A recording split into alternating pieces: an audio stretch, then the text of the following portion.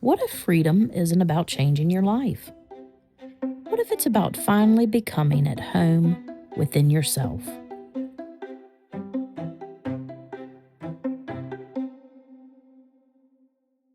Hey, I'm really glad you're here. Come sit with me for a while. Did you know that in the wild, animals spend most of their lives looking around them? Their eyes are constantly scanning the horizon.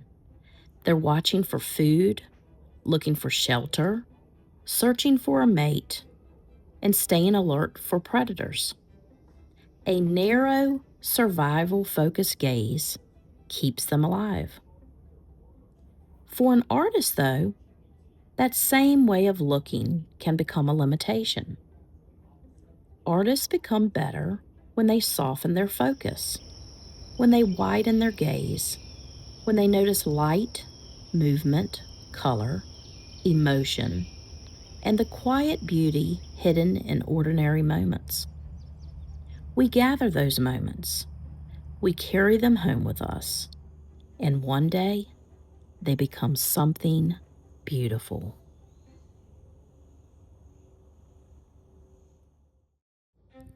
Rick Rubin wrote, "The real art of an artist is a way of being in the world." I've been reading The Creative Act, A Way of Being, and it has done something unexpected. It hasn't just changed how I make these videos, it's changed how I see. It's widened my gaze.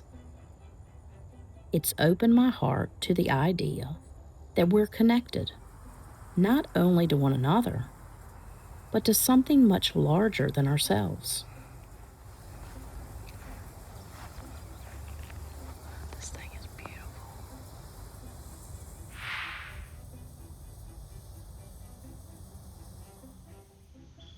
This week, another word kept finding me: liberation. I listened to someone talk about it, and the idea wouldn't leave me. For as long as I can remember, I've carried this feeling that I didn't quite belong. Like I experienced the world a little differently than the people around me. For years, I wondered if something was wrong with me.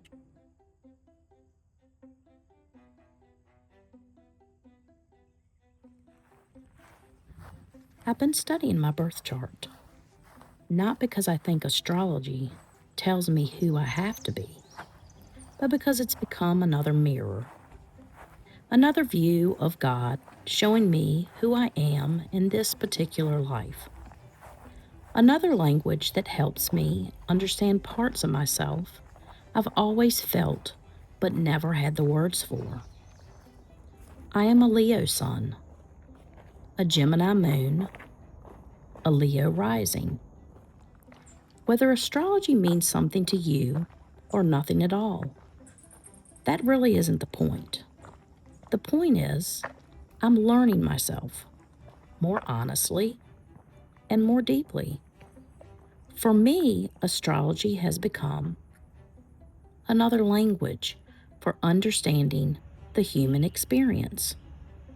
This is simply how I come to see it. I imagine that somewhere beyond where I can understand, my soul was with God. And then, at the exact moment I was meant to be here, I entered the world. At this place, at this time, under this particular sky that would match my particular purpose with my soul.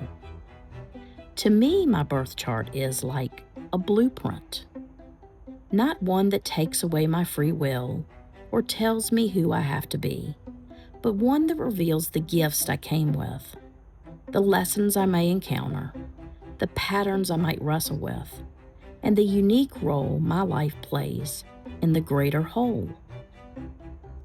Every soul enters the world carrying its own mystery, a mystery waiting to be discovered, waiting to be loved, waiting to be lived.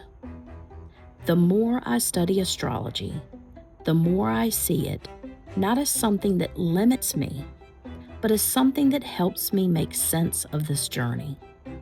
It gives language to parts of myself I've always felt but couldn't quite explain. It invites me to know myself more deeply, to accept myself more fully, and to walk this life with greater intention.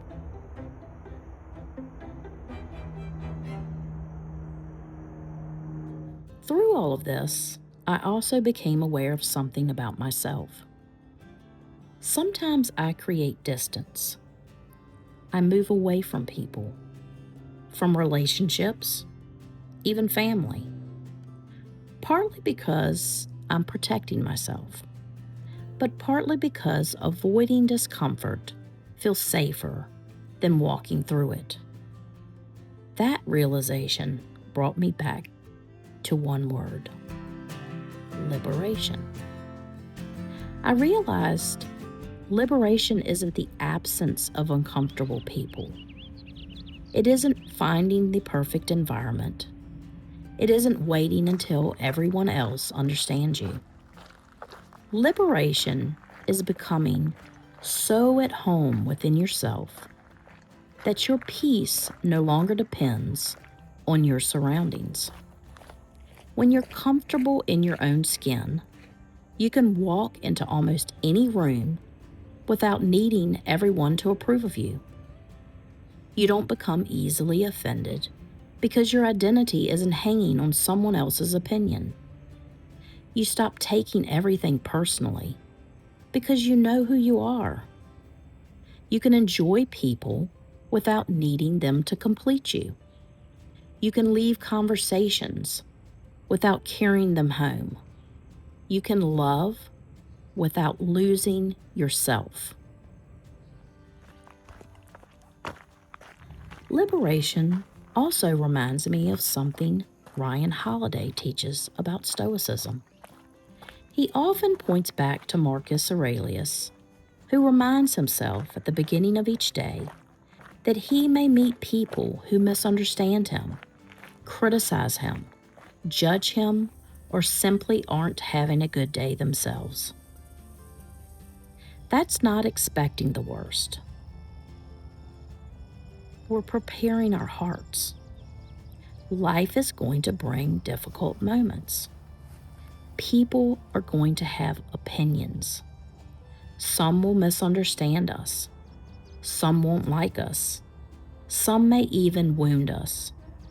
But if we expect that life includes these moments, we stop being surprised by them. We stop making every uncomfortable interaction mean something about our worth. Instead, we remember that everyone is carrying something we cannot see. Maybe liberation looks like walking into the world knowing that not everyone will understand us and being okay anyways. Maybe it means letting people have their opinions without allowing those opinions to become our identity. Maybe freedom isn't found in changing everyone else around us. Maybe it's found in changing the way we carry ourselves through the world. That naturally leads me to psychology. Carl Jung believed that as we move through life, we collect pieces of ourselves that were shaped by our experiences. We learn what feels safe, what earns approval, and what keeps us from getting hurt. Without even realizing it, we begin carrying beliefs, fears, and protective habits that were never meant to define us. Those patterns aren't necessarily who we are. They're often who we had to become to survive. Healing begins when we become aware of those hidden parts instead of letting them quietly run our lives. Not by judging them, but by understanding them. Maybe that's another kind of liberation. Not pretending the wounds never happened, not fighting every uncomfortable feeling, but gently asking, is this truly me? Or is this something I learned while trying to survive? Because when we can tell the difference, we gain a choice. We can thank those old ways of protecting us and then decide whether they still belong in our life that we're creating today. Maybe becoming ourselves isn't about adding more. Maybe it's about laying down everything that no longer fits until what's left is who we've been all along, who we were born into this world to be. Fall down 7 times, get up 8. Maybe that's what this journey is. Not becoming perfect, but returning to ourselves again and again and again, every time life knocks us down.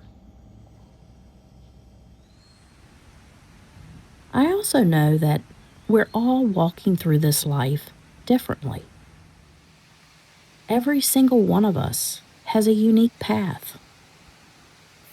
We see the world through different lenses. We all have unique experiences, different things that have shaped us. No one escapes this world unscathed. No one path is the perfect path for everyone. So take what resonates with you. If something doesn't make sense today, well, maybe place it on the shelf and come back to it another time. And if it isn't for you at all, that's okay too. We all have choices. My hope is simply that somewhere in these words, you found one small thing to carry with you. One thought, one question, one moment of wonder, or one piece of beautiful art. I'm really glad you're here. Stick around. We're doing this together. Talk soon. Peace.